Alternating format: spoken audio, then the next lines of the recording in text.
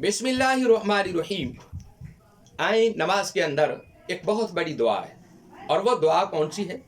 जब हुजूर अकरम रहमत आलम सल्लल्लाहु अलैहि वसल्लम मेराज पर पहुंचे थे, खालिक ने पूछा कि महबूब क्या लेकर आए हो? तो कायनात के हबीब ने कहा कि अत्तहियातु लिल्लाहि वस्सलावातु वत्तय्यिबात। ये तीन जुमले कि मेरी कोली, मेरी फेली, मेरी बदनी, तमाम इबादतें अल्लाह तेरे लिए।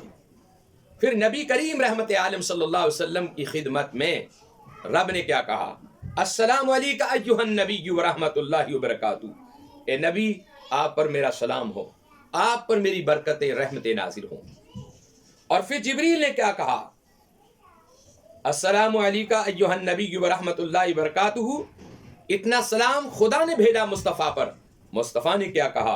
अस्सलामु अलैना व अला इबादिल्लाहि सालिहीन। कि अल्लाह, खाली मेरे ऊपर ही सलाम ना हो, मेरी उम्मत पर भी सलाम हो। फिर जिब्रील ने क्या कहा?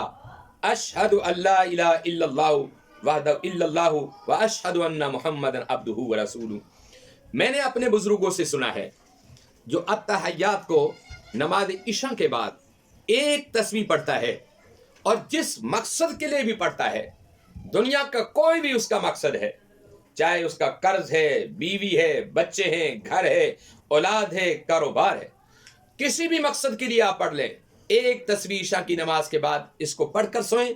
इंशाअल्लाह आप चंद दिनों में देखेंगे अल्लाह रब्बुल इज्जत का फजल और उसकी रहमत के दरवाजे आपके लिए खुल चुके हैं।